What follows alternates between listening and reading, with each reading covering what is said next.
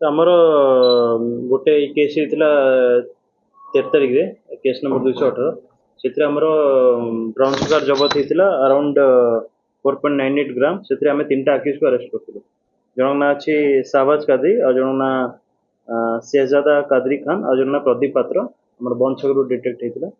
ତ ତାର ଟ୍ରେଲକୁ ଆମେ ଖୋଜୁ ଖୋଜୁ ଆମକୁ ଆଉ ଏଇ କେସ୍ର ସନ୍ଧାନ ମିଳିଲା, ଯୋଉଟାକି କେସ୍ ନମ୍ବର 241। ସେଥିରେ ଆମକୁ 10 ଗ୍ରାମର ବ୍ରାଉନ୍ ସୁଗାର ବରାମଦ ହେଇଛି, ଯୋଉଟାକି ଏଇ ଆମର ସଞ୍ଜୟ ପଣ୍ଡା ବୋଲି ନାମକ ଆକ୍ୟୁଜ ଜଗତପୁର, ସିଏ ଆସିକି ସେ ମାଲଟା କିଣିକି ନେଇକି ଯାଉଥିଲା। ଏଇଟା ଆମକୁ ଡାହାଣୀ ଗେଡ଼ାରେ ତାକୁ ବରାମଦ କରାଗଲା। ସେଇଟା ଆମର ଆମେ ଯେମିତି କଥା ହେଲେ ଆମେ ସିଡିଆର ଆନାଲିସିସ୍ କଲା ପରେ ତାର ड्यूरिंग इन्वेस्टिगेशन ଜାଣିବୁ କିଏ ବିକୁଥିଲା।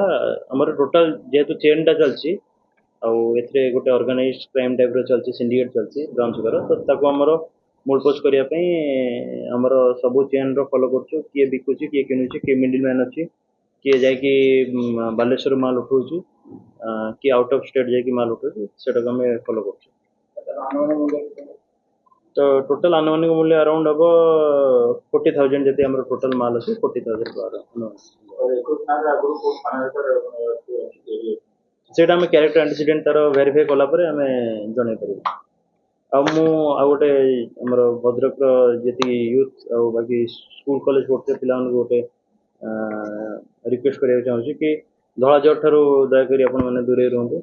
ଆପଣଙ୍କର ଫ୍ୟୁଚର ଅଛି, ଆପଣମାନଙ୍କର ଜାଗାର ଯୋଉଟା ଭଦ୍ରକ ଗୋଟେ ଭାଇଚାରା ମାଟି, ଗୋଟେ ସଂସ୍କୃତି ସମ୍ପନ୍ନ ସହର।